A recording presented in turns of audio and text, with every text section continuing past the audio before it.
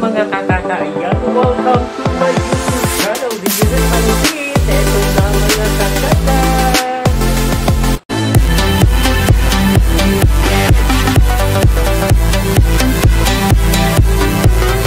Yes, so mga kakaka, pasyal-pasyal muna tayo, no? Para naman ang ating buhay ay masaya. Ayan, this is it mga kakaka. Nakita ko ngayon mga kakaka, sobrang daming ibon. Nagulat ako. Paano mga magulat? Hey! Yan mga kakaka, sobrang dami dyan ng ibon. Ayan, kung alam yung lugar na to, yan, comment lang. Ayan, super. Yan na nga mga kakaka. Sana all masaya. Yan, ang ibon lumilipad-lipad lang, parang walang problema. Ayan, pagdating ng bandang gabi na, I think ito, super ganda ng simbahan dito mga kakaka. If you can see mga kakaka, papasok tayo ngayon sa simbahan para naman magpasalamat tayo sa mga blessing na dumating sa atin at sa mga nakakilala natin at sa mga dumadating pang blessing. And ayan, maraming salamat mga kakaka yan sa mga nag-subscribe sa akin, and thank you so much. Ayan, sobrang ganda ng simbahan dyan mga kakaka.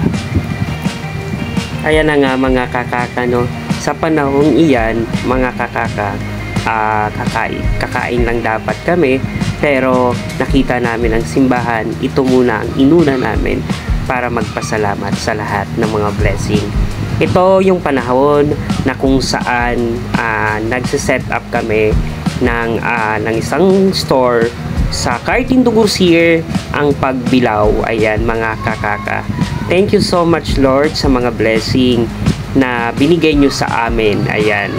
Kung nanonood ka mga kakaka, isa kang blessing sa akin or isa kang blessing sa amin na napapanood mo yung mga video na ginagawa ko. Ayan mga kakaka. Thank you so much. Buong puso ako nagpapasalamat sa inyo mga kakaka. Maraming nagtatanong kung ano daw ang meaning ng kakaka. Ito na nga mga kakaka. Ang isang meaning ng kakaka ay ito po ay isang kapatid, kapamilya, katrabaho, kabarkada, kapuso, kapitbahay, kaibigan, at kahit sino ka man mga kakaka. Yan po ang ibig sabihin ng kakaka. Ayan mga kakaka, no? Palabas na tayo. Tapos na tayo mag-pray and magpasalamat sa mga blessing na binigay sa atin ng Panginoon. Ayan mga kakaka, papasyal naman tayo dito sa labas na kung saan ano mayroon dito sa Lucena. So this is my first time ko ito nakapunta rito sa lugar na ito. Dahil nga yung sinabi ko kanina, nakakain lang dapat kami, pero ang nangyari is nakita namin tong lugar na to kasi doon sa kakainan namin doon sa lugar na pinagsisetapan namin is wala talagang kainan, na which is dumayo pa kami rito para kumain kami. Yan, nakikita nyo maraming fast food chain dito. Shout out naman Jollibee, bakit naman. Ayan, nagpipili kami dyan kung saan kami kakain. Ayan mga kakaka. So nakasalubong din namin ang dami ritong tao, may mga estudyante. Ayan, I think ito yung oras na ito ay labasan din ng mga estudyante dahil nga sobrang traffic na, and nagkataon din, no, labasan ng mga estudyante dito sa araw na ito o sa oras na ito mga kakaka. Ayan, napagpasyahan namin mga kakaka na sa fast food chain na lang kami kakain. Ayan, if you can see mga kakaka, may McDonald's, but nakita namin sobrang dami ng tao ng customer ng McDonald's. So napagpasyahan namin ulit maghanap ng pagkain or maghanap ng fast food chain, na which is nakita namin si Chowking. Ayan, pagpasyahan namin na kumain kami sa Chowking. Ayan mga kakaka, tatawid na kami dyan, pero may nakita kaming bazaar. So sabi namin, sige mamaya pa tapos natin kumain ng sa fast food, ayan, pupunta kami dyan sa bazaar. So titingnan namin kung anong mayroon dyan sa bazaar. Bakit ang daming tao? Bakit ang daming nagtitinda? Ayun, mga kakaka. If you can see, no, mga kakaka, super traffic dyan. Sa panahon iyan is nagkataon nga nalabasan, and this is, I think it's December. Ayan, December po yan, and madami talagang tao dyan sa panahon iyan.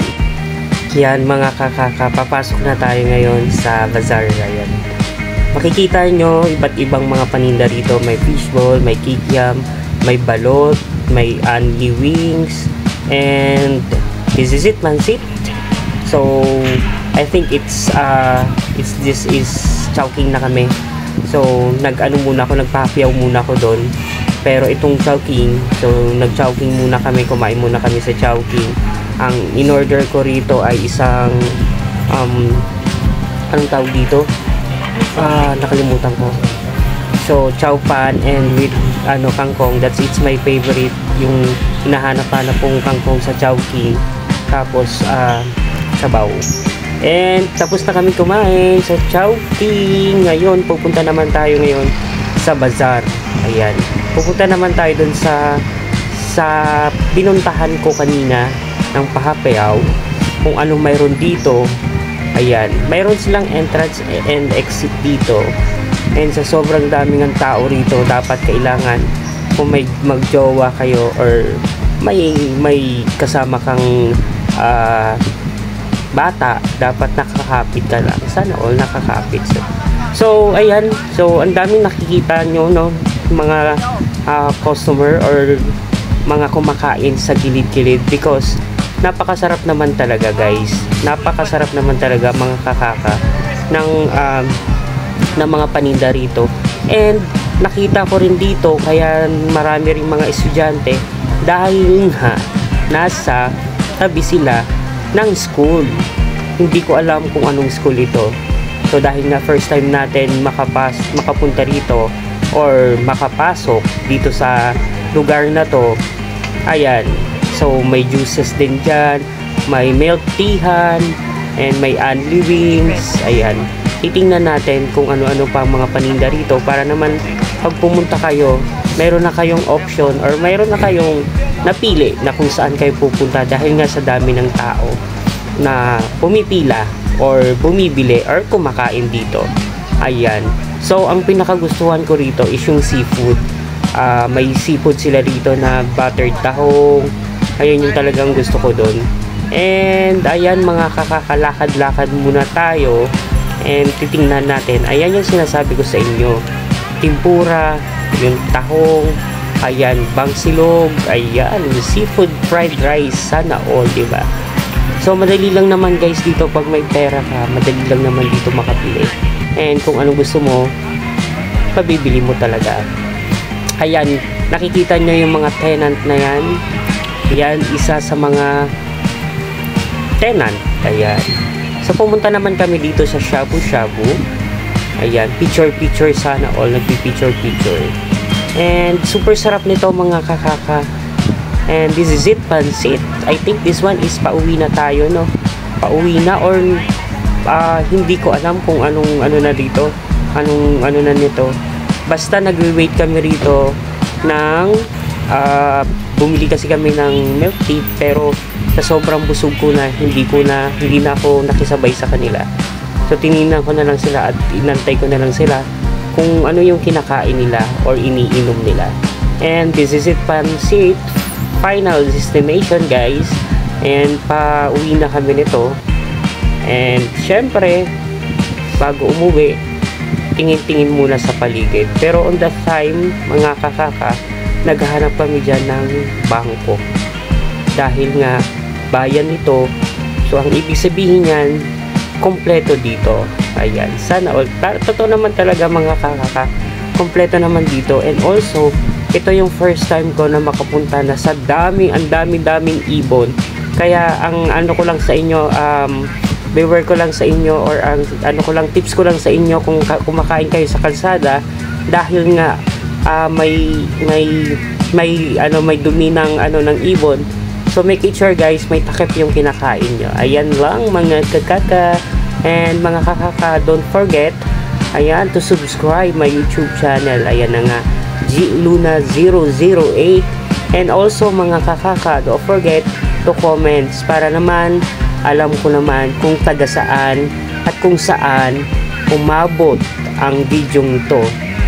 Ayan mga kakaka, again, maraming salamat mga kakaka, and enjoy and na-enjoy niyo sana ang panunood nitong video ito. Ayun na nga mga kakaka.